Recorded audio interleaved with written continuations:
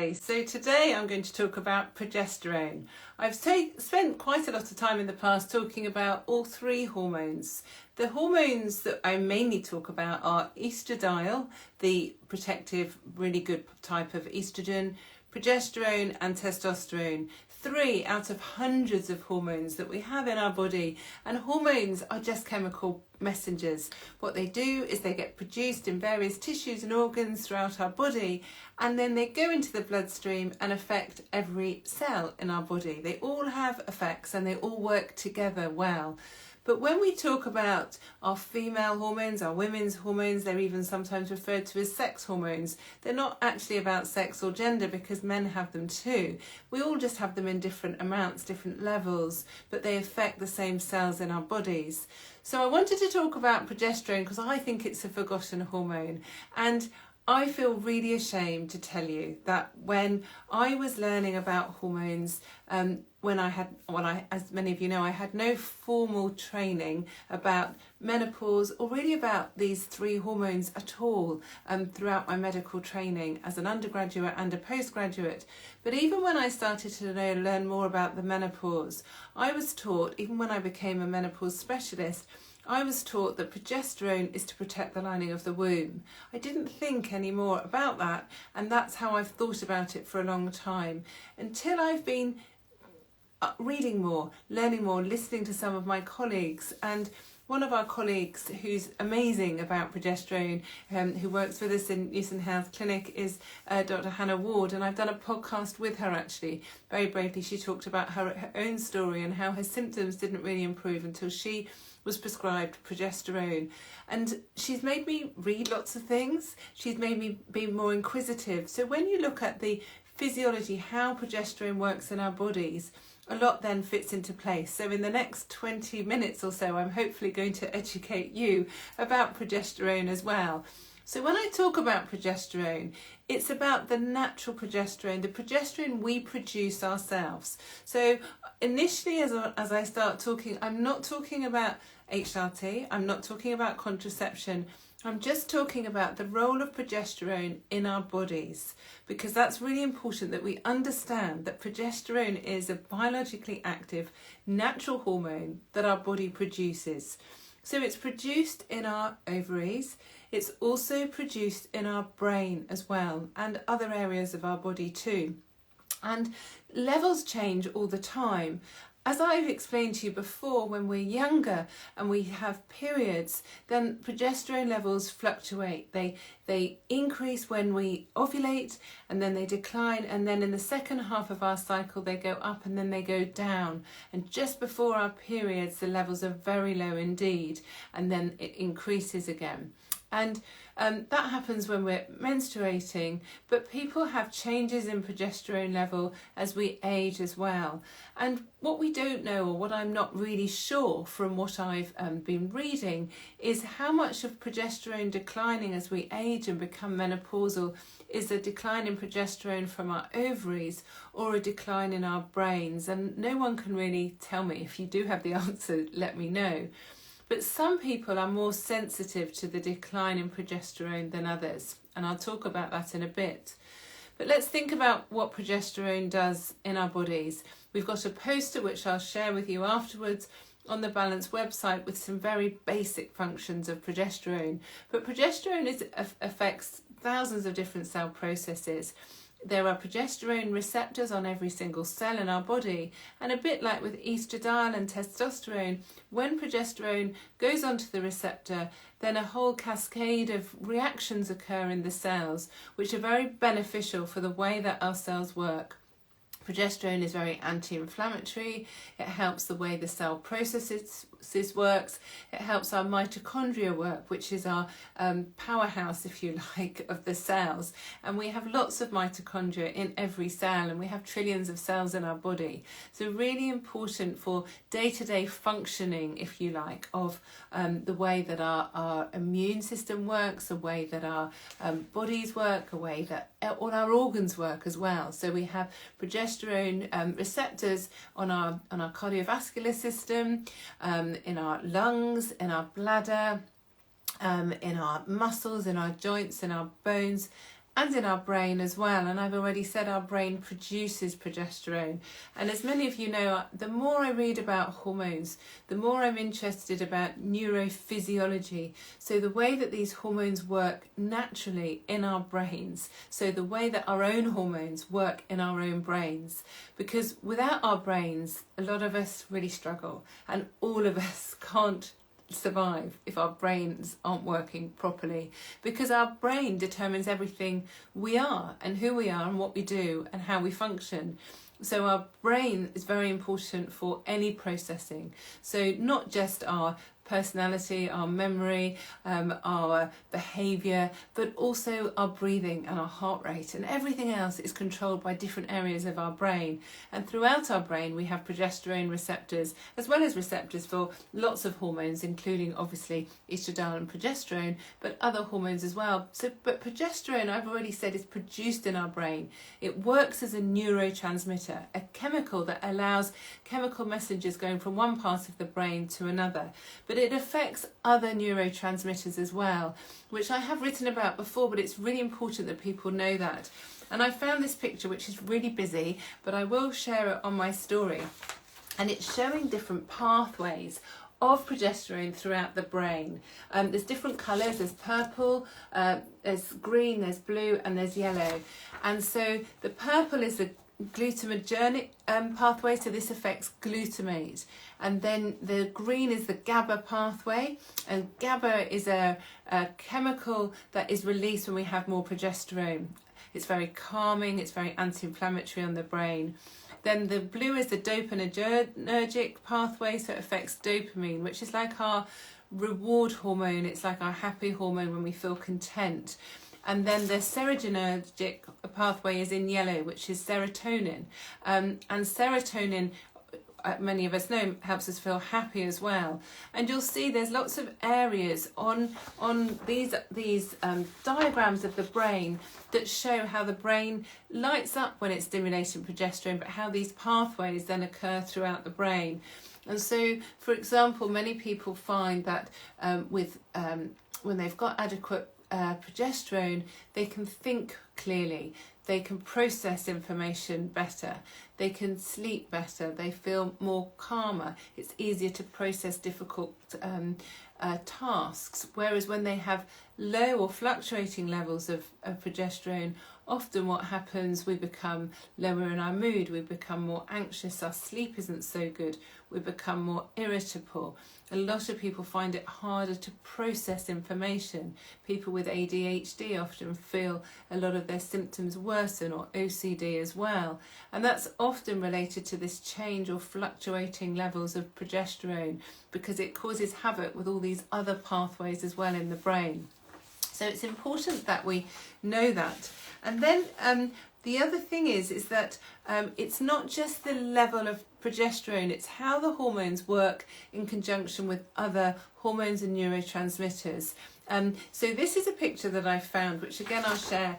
It's quite complicated, but a lot of you will understand it. So it's showing how estrogen in green and progesterone in orange work together, and how they work again throughout the nervous system. So it's talking about synapses, which is where, like, it's almost like, looks a bit like a joint, but it's where two nerves meet and the chemicals go through to send a message from one nerve to another to allow messages go through the brain but also through the body. And this is talking again about the same pathways. So synapses affecting dopamine, serotonin, glutamate and GABA, and how levels of these other chemicals change according to whether we have estrogen or progesterone. And this is really important because it's often the balance of estrogen and progesterone that's really important. So progesterone on its own isn't the same as progesterone and estrogen together. And estrogen on its own isn't always the same as estrogen and progesterone together. So think of them a bit like a seesaw. They're balancing together.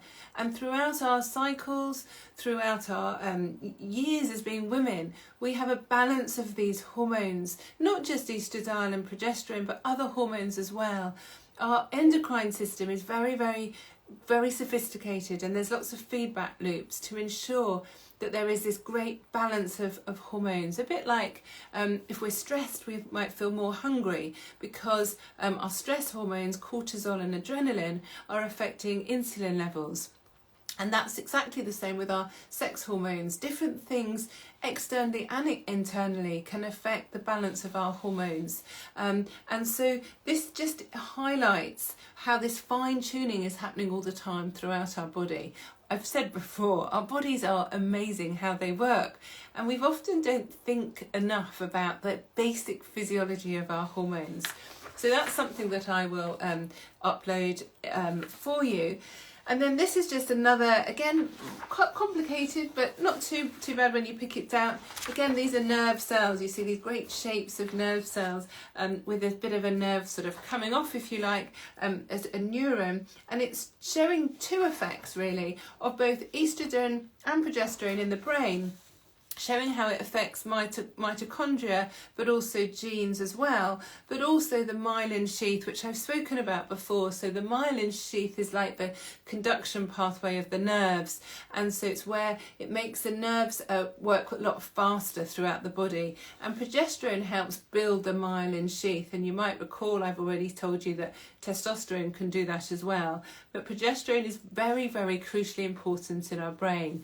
Some of you might know, I only realised it a few years ago, that the first thing our brain does if we have a stroke or a head injury is it produces progesterone, because progesterone is very repairing of the cells in the brain. It helps reduce inflammation, it helps the cells to regenerate, it helps the whole functioning of the brain as well. And so if you know how progesterone works and is so important, then it's important to think about, well, what's happening in the perimenopause, menopause? What happens when our levels of progesterone reduce? And often during the perimenopause, not always, but often, levels of progesterone reduce before levels of estrogen reduce. And there are some women, and we don't know exactly who they are more sensitive to progesterone reducing than estrogen or testosterone reducing. We're all different, of course, but increasingly we have to remember progesterone is a systemic hormone. That's really important. So when we're thinking about giving people hormones back because they're perimenopausal, menopausal, or they have PMS, PMDD, for example, then it's the balance of hormones is really, really important. Now, a lot of you know, traditionally when we give HRT, we usually give estrogen to most or nearly everybody. If they've got a womb, then we add in progesterone. And then for those women with reduced sexual desire, despite taking HRT, we can consider testosterone. Now, I've spoken about testosterone before, so you can listen to that elsewhere. But with estrogen and progesterone, as you know, the best way of taking estrogen is the estradiol, the 17-beta estradiol, which goes through the skin as a patch or gel, because it's the natural, the good anti-inflammatory estradiol that's the best estrogen that we need in our bodies, that we have lower levels of when we're perimenopausal or menopausal.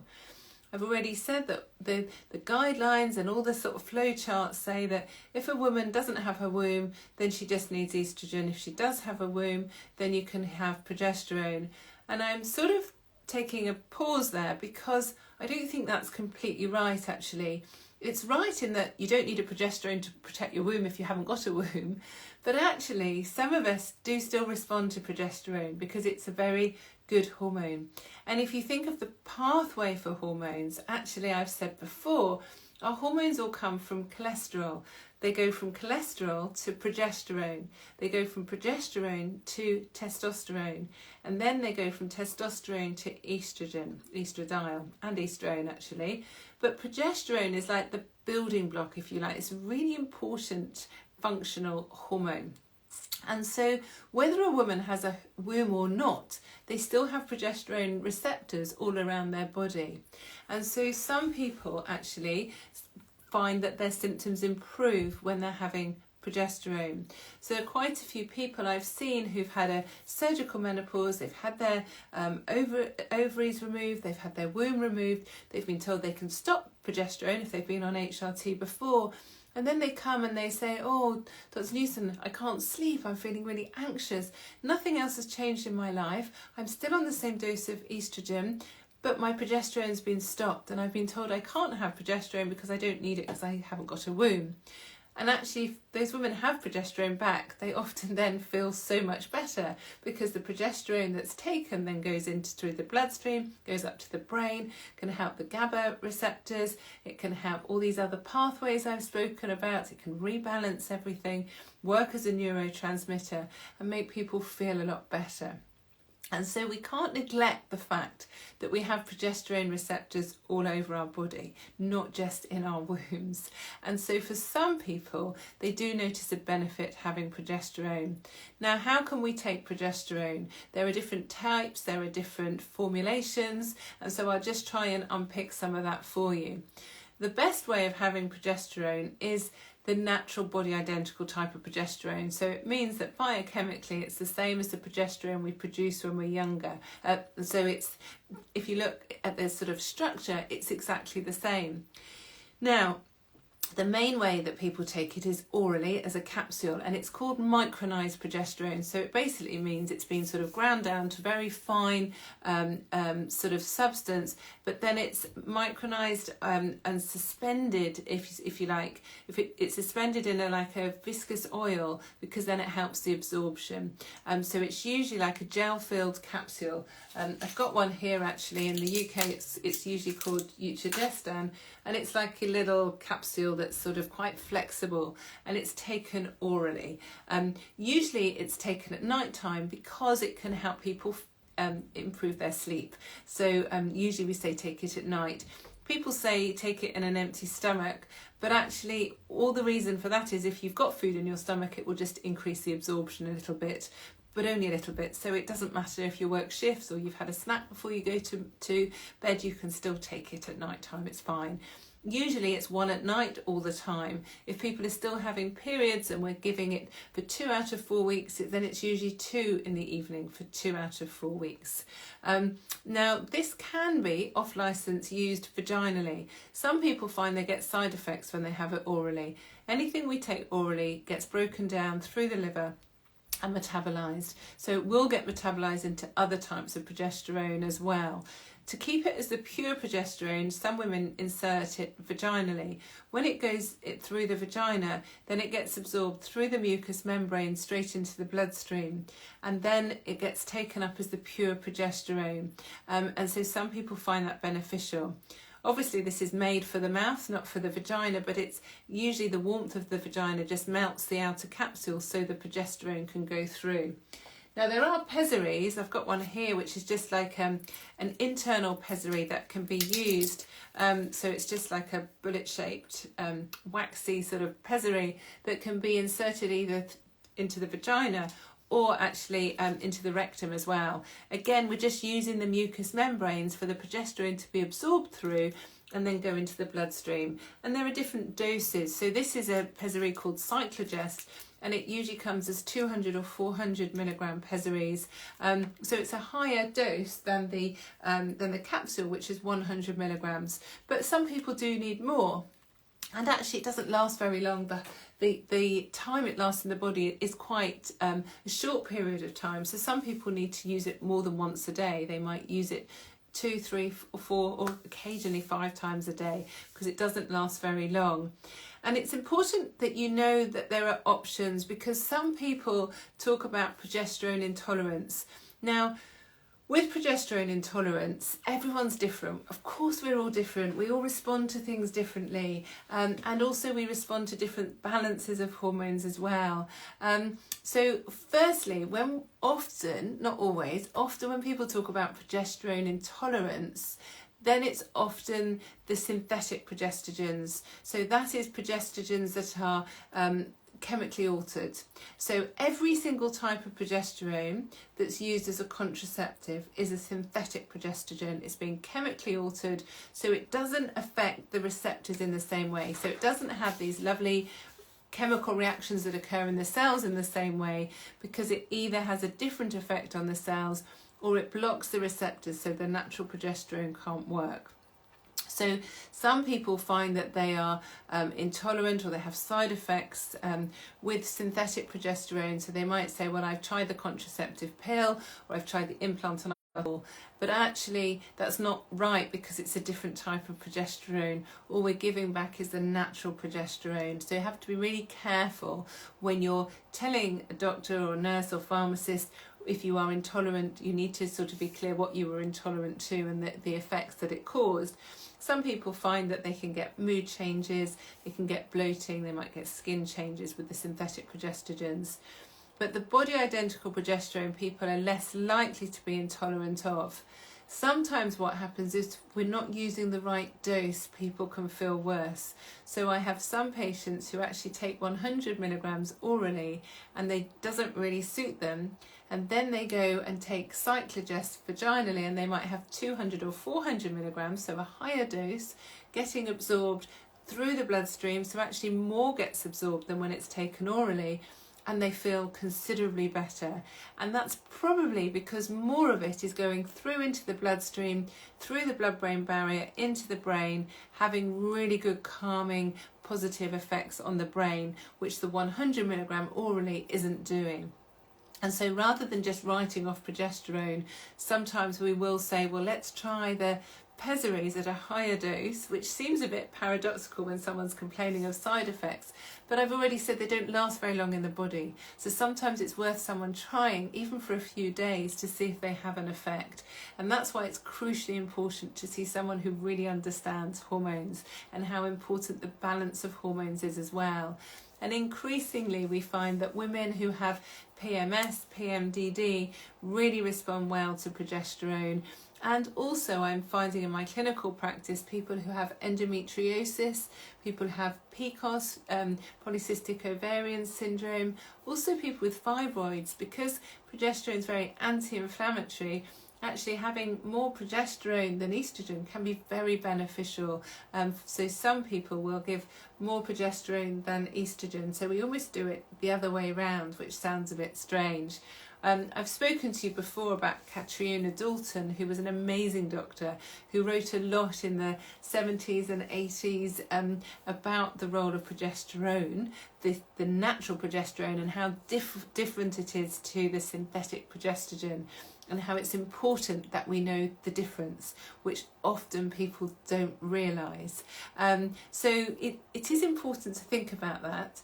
Some people have a Mirena coil. So people can have a Mirena coil to thin the lining of the womb, because the other reason people do take progesterone when they've got a womb, like I've already said, is to protect the lining of the womb.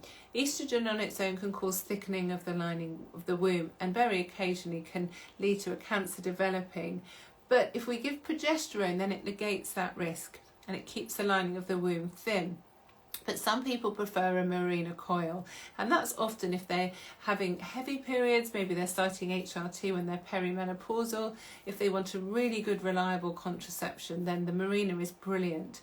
The Mirena contains a synthetic progestogen. A small amount will go in the bloodstream, and some people, not many, get sensitive to it. Often any side effects are more common soon after insertion of the Mirena, because it gets absorbed more obviously when it's newer, and then between 3 to 6 months things usually settle down. So if you do have a Mirena, it's worth persevering. But people who have a Mirena can still have the natural progesterone as well. And again, it's an individual choice. Some people have estrogen, testosterone if they need it, and they don't miss progesterone at all, in which case they don't have to rush and have it. But some people find that they're still having some menopausal symptoms. They might have increased the dose of estrogen, not noticed any difference, then have progesterone and noticed a huge difference, especially to maybe their brain symptoms, their mental health symptoms, but also sometimes to muscle and joint pains or palpitations can really make a difference. So it's just knowing that even though you've got a Mirena, or even if you've had a hysterectomy, some people do still benefit from having progesterone systemically. A lot of people ask about the dose of progesterone depending on the dose of estrogen, and I know the British Menopause Society have produced some guidelines, but actually the guidelines, a lot of it isn't evidence-based. So when we haven't got evidence, we look at common sense medicine, basic pharmacology, and we look at individualisation of care, which all the guidelines are very clear that we should be individualised when we're giving an advice about dosing of HRT, type of HRT and so forth. I've already spoken on previous Instagram lives about how dose of estrogen can really vary. So some women we give more than one patch to, for example, if they're using one patch and it's not sticking well or they're not absorbing well through the skin, because after all our skin is a barrier, so it doesn't always absorb everything that we put through it. And so if people aren't absorbing through the patch very well, we might use an off-license higher dose to get the same amount absorbed into the body. So for those women, we're not increasing the dose to get more in the body that's going to be a very high level in the body. We're just trying to get a normal amount through the skin. And so there isn't any evidence that we need to automatically increase the dose of progesterone. In our clinical practice, normally we increase the dose of progesterone if someone is bleeding, for example, regardless of the dose of estrogen they're on, or the scan has shown the lining of their womb is thicker, there's no serious underlying pathology, but having more progesterone will help to thin the lining of the womb, and we might increase the dose orally, or we might change it to a vaginal dose or a vaginal preparation. And some women in our clinical practice respond better to cyclogest if they're having bleeding and there's no other cause for it than just having the micronized progesterone. So it's always options. So it's not just looking at the dose, it's looking at the woman and looking at, is she bleeding? Is there anything else going on? Does she need a Mirena? Should she have a different dose or a different formulation of progesterone? And that's where it's really important to see someone who understands everything together, because we're all different and we respond to hormones differently. We absorb hormones differently as well. And we know this about other hormones. Some people are on a low dose of thyroxine, for example. Others are on a higher dose. And it's just the way that we metabolize, we absorb and so forth, but also the way those hormones balance together, which I've already said, estrogen and progesterone are on this very, very fine balance together. And that's where it can be difficult, because some people think that they're having side effects to progesterone, and it might be that they actually need a different dose of estrogen, or it might be that they need to add in testosterone, or they might need to change the progesterone from oral to vaginal. There's always options, and whenever I see a patient, I'm always saying, if this doesn't work, we can try X, Y or Z. So you always know that there are other things happening. And the other thing to note is that if you start HRT when you're perimenopausal, then your requirements for hormones are often going to change when you become menopausal. Because when we're perimenopausal, our hormone levels are all over the place, but we're still producing estrogen and we're also producing progesterone. And so some people, if you give them progesterone and they're producing progesterone, they might get more side effects. But then when their own progesterone reduces, and you give them a standard dose of progesterone, they feel a lot better. So it's making sure that we're reviewed regularly as well. Just finally, before I end, to talk about progesterone through the skin. Now, progesterone isn't really absorbed very well through the skin. There are some combination estrogen-progesterone patches, but actually they contain a synthetic progesterone, and so they're okay for some people. They've only got 50 micrograms of estradiol, so if you want to increase the dose of estrogen and you've got a patch that's a combination, then you've got to increase the progesterone as well. So I tend to keep dosing estrogen, progesterone, testosterone separately, so you can just tailor it properly. There is a progesterone cream that can be made up for people, and for some people it might be beneficial, and it's something that we're looking at more and more actually for people who might find that they are very sensitive to higher doses of progesterone and might want to just use a lower dose. A cream might be an option. I wouldn't recommend that to protect the lining of the womb, but it might be, for example, if someone's got a Mirena coil in, or they've had a hysterectomy, or they've got PMS, PMDD, and they're still producing some of their own progesterone, topping up with the progesterone cream might be an option. But like I say, it's not available as a licensed product, and it's something that we're just exploring clinically and seeing, because increasingly, not just in our clinic but in other clinical practices, people are noticing that it is making a difference, which is no surprise because I've already said it's just a natural hormone that we produce. So there's lots of things happening, there's lots of interest, which is great about progesterone. We need to remember that it's not just a female hormone, men produce progesterone as well. And wouldn't it be amazing if neurologists thought about it more? People who were running stroke units, you know, thinking about giving progesterone to protect our brains if we had a stroke or a head injury. It's going to take a lot of time to change people thinking about progesterone as being more than just a hormone that protects the lining of the womb. But I hope in this half hour I've just given you some information, some food for thought. A lot of what I tell you is just what I've read from basic scientific papers. I'm not making any of this up. It's just something that I think we as women should know, and also myself as a healthcare professional should know as well. So I hope that's been useful.